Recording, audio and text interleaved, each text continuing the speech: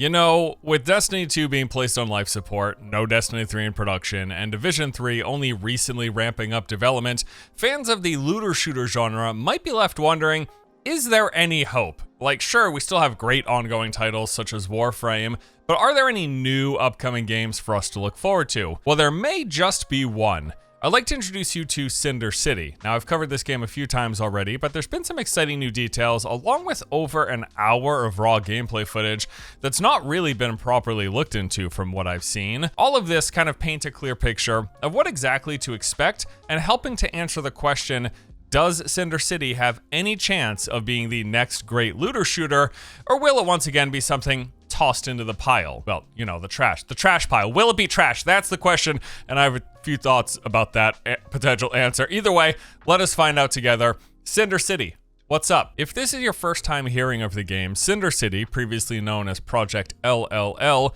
is an upcoming open-world sci-fi third-person looter shooter. It's also being called an MMO in the sense that the game's open world will evidently hold hundreds of simultaneous players, with whom, in small or large groups, you'll be able to team up to complete dynamic public events, take on world bosses, run dungeons and raids, all of the traditional open-world MMO fare, but with the looter shooter elements as well.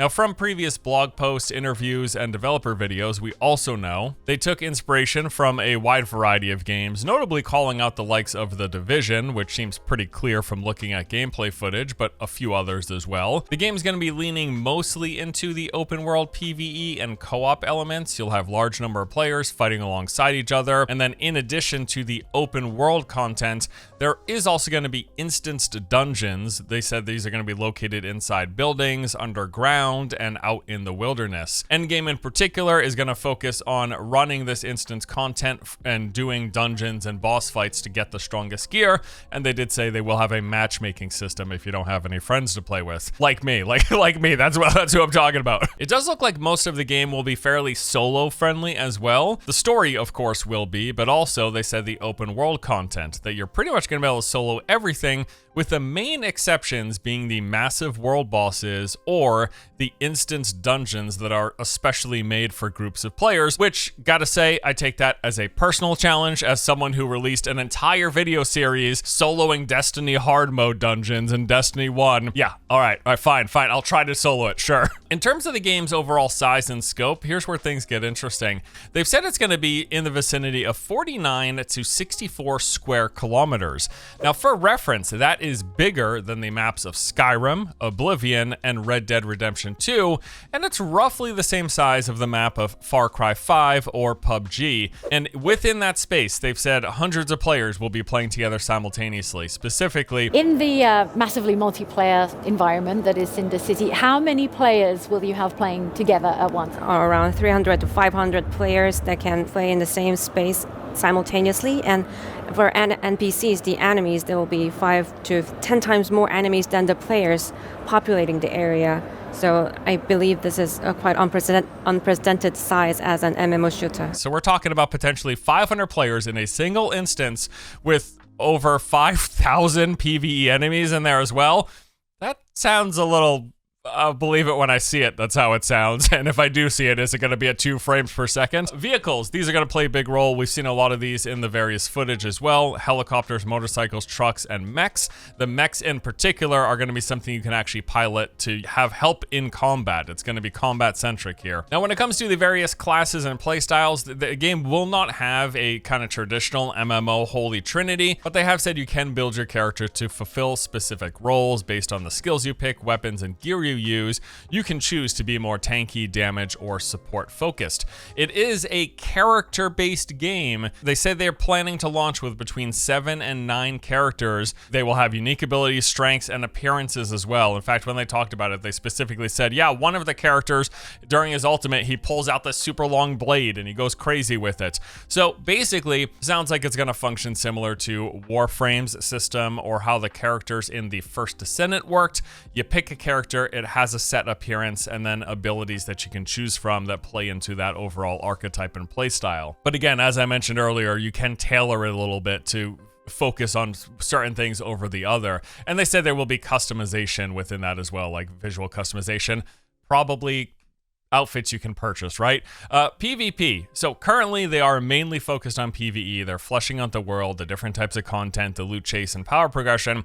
However, they do have plans for PvP, but they're keeping it under wraps for now. Personally, I would love something along the lines of The Division Dark Zones, especially with how much inspiration the game seemingly takes from The Division. It's like a sci-fi Division with some horror elements. Speaking of which, the game is going to lean into these kind of spooky natures. We've even seen in some of these trailers and gameplay focuses, zombie-like looking creatures and extraterrestrial monstrosities. Pretty cool stuff. And then also, yes, a lot of the sci-fi elements, like creatures that look like the Locusts from Gears of War. They're pulling a lot of inspiration with this game. Let's just put it that way. All right, so business model. They've said they've not settled on it, but looking at the company's prior games, seems highly likely it's going to be free to play and then packed to the gills with monetization in every other conceivable way. That's just what this company has done with every other game of theirs that I've ever touched and seen. Now, they do plan as well to have seasonal content. Shocker. This will include new characters, locations, dungeons, map, expansions, special events, and almost certainly a season pass, right? Okay. All right, so that's like the overall recap of the game. Now, about a month ago, they released a new developer preview, and this rehashed a lot of the same talking points and features, but it also did provide us with some glimpses of gameplay, new glimpses of gameplay. We saw some combat against the zombie-like enemy faction, which we hadn't seen much of it up until this point. We also saw what looked to be a few different boss encounters. I'm talking about that massive red bar at the top of the screen. That's the indicator, right?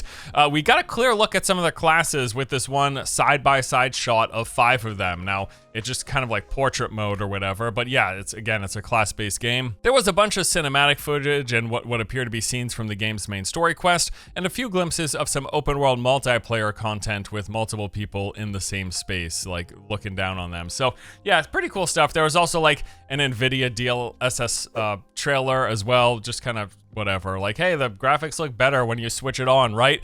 They also got some nice close-ups of character aesthetics. Let's call it that. All right, so really though, the best look we have had of this game thus far actually comes from back when it was still called Project LLL. A couple of years ago, they hosted a 2-hour live stream at G-Star, the massive annual gaming trade show in South Korea, and this did really give us a great look at the game in action. The gameplay sequence began with a player dropping into the world while having control over where they land within a certain proximity of the city. It seemed like this was sectioned off for this particular preview. Upon landing, there were 4 clear objective markers on the map spread throughout that playable area.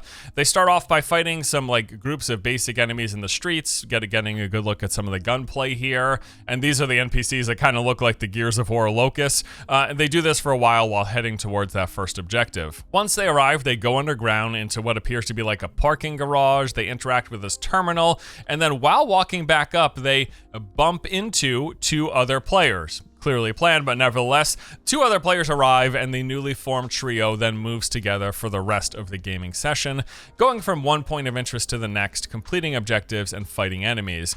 Now, while in combat during all of this, we see quite a few different skills and abilities. There was an AoE heal bot, a bubble dome that deflects projectiles, shoulder-mounted rockets, cryo grenades, double jumping. We also saw personal shields that will cover the front of the character. And then some of the areas they visited here within this time, we saw construction sites with like unfinished buildings overgrown with vines and bramble. There were junkyards full of shipping containers and vehicles, some heavily wooded sections of the city with tons of trees and boulders, and quite a bit of time spent just moving through the streets in this like post-apocalyptic setting between tall buildings. I mean, it is a major city after all. We also saw them collecting resources and loot, opening up chests or the trunks of vehicles with different color items popping out. Most of the quests that they did seemed to pretty much consist of going to a spot, interacting with the terminal, and then fighting enemies. That was actually all that we saw. At one point, they do come across what looked to be like a side quest or a public event. So they were at this helicopter pad, and they activate a device, and then all of a sudden, copters full of enemies start appearing, dropping them in and attacking. Now, one of them actually lands on the helicopter pad, and after they clear it of enemies, the trio hop into the helicopter and start flying it around the city, using it to get to their next objective more quickly. It's actually at that point, I think they crash it and the thing explodes, but it's cool to see, like you'll have helicopters shuttling enemies, and if you kill the enemies, you can take the helicopter and fly away. That's a pretty cool mechanic, right? Following that, there was a section where they got into some really intense fighting. There were loads of enemies spawning in, dropping from helicopters, big mechs on the ground, and what appear to be some sort of elite creatures. Bullets were just whizzing by in every direction, and the person playing here, the perspective we're seeing, ends up dying, which then has them respawning in a ship high above the city and then able to drop back in and choose where they land. Initially, they end up dropping on the top of one of the tall skyscrapers near where they had previously died, and with that high ground, they start picking off some enemies, which was pretty cool to see. And this entire encounter, it kept going for a few more minutes. It seemed significantly more difficult than all of the prior ones, as the group of players just kept on dying here. Now, after this section, they did a short interview, and then they jumped back in for some more gameplay. This time, though, it was from the perspective of another person, and this guy was clearly a gamer. I mean, his aiming, the movement, his ability usage, it was much more on point and kind of what I'm used to seeing while playing, you know, because I'm a huge gamer, right? But no, it actually made the game look legitimately better because it felt like a person who games piloting the character. That's the main point I'm making here. I also believe he was playing a different character from the one prior, or at least we saw a few new abilities that we hadn't seen from the last session, like this backpack mortar that would rain down artillery strikes at a target location. This thing was hilarious. They even called down a mech at one point, and the player hops in and goes on a rampage, and then they end up swapping, like he jumps out and another one of his teammates hops in. And even just watching this mech kind of stomping around the city, it looked really cool. And I gotta say, this whole second play session frankly made me much more interested in the game.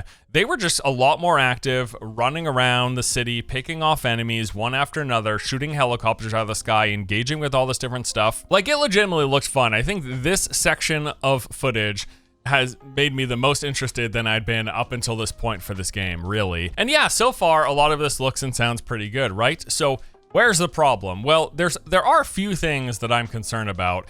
The first is what I see with my eyes. Unfortunately, one of the immediate things that stood out to me while looking at some of the gameplay footage is that it's rather stiff looking at parts. I think movement in particular looks incredibly rough. Like, it does not look good. The characters moving through the ground, especially when they're like crouch walking at parts in some of the demos that we've seen.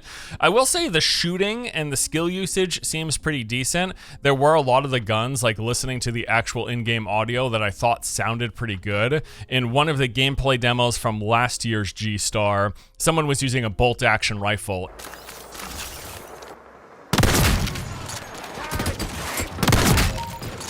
And the whole process of shooting it and the headshot sounds and just even the sound of the guns, everything about it sounded and seemed like it had a nice feel to it, I guess I would say. Although there were some pretty bad animations here and there, like that one grenade toss where the grenade pops out of the character's shoulder like seconds after the animation of him throwing it. It's super hilarious. But stiff animations, those could technically be ironed out, and we hope they do. Aside from that, though, one other pretty big concern that I have is their proposed or proclaimed player counts in a game like this. If it is truly the case that they are having this one seamless open world with 400 to 500 players sharing the same space with no loading screens as a shooter with PvE enemies, I think that's unheard of. The closest I can recall to anything like this player count would be PlanetSide, which does support technically over like 1,000 simultaneous players, but that is strictly a PvP game where players are engaging other players. There is no PvE element. And shooting games with PvE and then all of the additional calculations, the computation required as a result, I've not seen anywhere near 500 simultaneous players in one uninstance space in a shooter with all this PvE. Not one. From all of the games that I played. I think Firefall supported somewhere around 100 players per instance. Defiance was up to like 60 or so. Warframe supports up to 50 players, but only in towns. When you're in the handful of open zones, it's a much smaller number. I think it's less than 10. And Destiny 2, both of those I believe have a cap of 9 players per zone. The point here being is that I've never played a looter shooter game with over 200 players in one instance, and all of the PvE, the trash mobs, the bosses, all of the events, and all of the animations and the things that they're doing, and the calculations and computation, like I said. None of those games had near 500 players. None of those games even had near 100 players. I guess Firefall was the closest, but let me tell you, When Firefall had 100 players in an area, it was terrible. It was really bad. So, and that's probably the thing. Like, the claim that they're going to have 300 to 500 simultaneous players on a map roughly the size of the PUBG map, with all of that PvE MMO stuff simultaneously also happening, I just don't know how realistic it is. And even if they do hit those numbers, it would almost certainly run like garbage based on what I've experienced in the past. Now, I hope I'm wrong here, and that they have some crazy black magic and they can actually do it, because that would be kind of cool to see. But I don't know, man. Like, the preview trailers that they've released, at max we see, what, 15 to 20 people shooting at the mech boss, and that raw gameplay that we just went over, that had a maximum of 3 players in the world that we saw. So honestly, I mean, frankly, best case scenario, they don't try to hit 500, because I don't need 500 players. If you could even get close to 100, I think that would be crazy. But I don't need 500 players in one non-instance area. Just totally unnecessary as far as I'm concerned. At least if it's going to have a drastic impact on the game's performance and how the network works, and if there's going to be a bunch of like rubber banding, which there almost certainly would be, right? If we're pushing north of 100 players in a game like this. So anywho, I just hope they don't try to go near that much in a single instance area. That's my main point, because I think it's almost certainly would be a disaster. Or they could prove me wrong and it would be amazing. That's the best pipe dream scenario. And finally, my last real concern for this game comes from the fact that it's being developed and published by NCSoft. Do I need to elaborate? Okay, let's assume that you're not a big MMO player and you're not too familiar with this company. Basically, every single game that they have had direct input on is monetized to the moon and back, maybe around the moon a couple of times as well. Aeon, the Lineage series, Blade and Soul, Throne and Liberty, all of these games have some crazy over-the-top monetization. The one game that's under their banner that I actually really enjoy, Guild Wars 2, that was made by ArenaNet, who operates completely independently from NCSoft. They just are a financial backer, essentially. That's my understanding anyways. Now, Cinder City is being developed by Big Fire Games, you might say, and yes, that is accurate, but Big Fire Games was an internally formed subsidiary of NCSoft. ArenaNet existed on their own, and then NCSoft came in and said, we'll fund you, do your own thing. My understanding is that Big Fire Games, NCSoft formed them just to have, as far as I'm aware, just to have a company that wasn't called NCSoft developing it, to kind of shake some of the stigma, because yes, especially amongst people who are familiar with MMOs, there's a lot of stigma around NCSoft in their games, at least when it comes to monetization. It doesn't mean that they can't make good, fun games, and that's kind of the main takeaway that I want to wrap up with here. But yes, either way, NC's involvement does mean we should 100% expect many layers of monetization in the game. In fact, I would expect all of the layers, with the exception of maybe they skip the box price, because they do a lot of free-to-play games and they just monetize everywhere else. Now, those concerns aside, as a fan of looter shooters, as a fan of MMOs, I am 100% interested in checking this out, seeing what they put together, and hoping it turns out well. That's what I want every game to do. And the good news is, you can potentially play this very soon. On July 30th, they announced registration for an upcoming playtest. This is going to run between August 14th to the 16th. You can register on their website, and they have said that applicants are going to begin receiving access starting around the 12th. So very soon. Now, this will be under a strict NDA, so I wouldn't expect a lot of coverage, although you may see some leaks here and there. But yeah, following this, there are going to have, in the coming months, additional playtests that I presume will be more open. I will say, though, I myself registered, and they did require you to link your Discord and provide your legal name, which I didn't put in the name of my pets. Absolutely not. It was my real name, I promise. Yeah, I don't know. A lot about this game does look interesting, especially that last chunk of raw gameplay footage that we went over. And I love the idea of a massive, seamless open-world third-person shooter with potentially hundreds of players running around doing all the open-world MMO stuff, killing bosses, going on dungeons and raids, having cool vehicles to zip around in. The mechs look pretty awesome, and all these dynamic events. And all of this happening in this, like, sci-fi futuristic city with splashes of horror in there. It's a cool idea. It's a cool premise for a game. I am keeping my expectations in check for all of the potential concerns that I raised. The gameplay looks a bit stiff from early previews. The size of the multiplayer, frankly, seems unrealistic from what I've experienced in other looter shooters. I mean, again, literally, Firefall, Defiance, Destiny, and Warframe, none of those games got even close to 500 simultaneous players, and any one that got even close to 100 ran like total garbage. Closest was PlanetSide. We went over all this. Anyway, and then lastly, this being an NCSoft title, I pretty much expect the worst in terms of monetization. Expecting the worst and hoping the best there. So, no, I don't expect Cinder City to be the next Destiny or Warframe. the next great looter shooter, but I still hope I have a fun time, and if so, great, I'm happy to experience. Hopefully this one as well lasts longer than the first Descendant. As great as those character models were, the gameplay really didn't hold up for that long, and I'm hoping we get more from Cinder City. Fingers crossed. There are things about this that I think look legitimately awesome. All right, that is all for today. Thank you as always for watching. Hope you guys enjoyed. Take it easy. See you next time.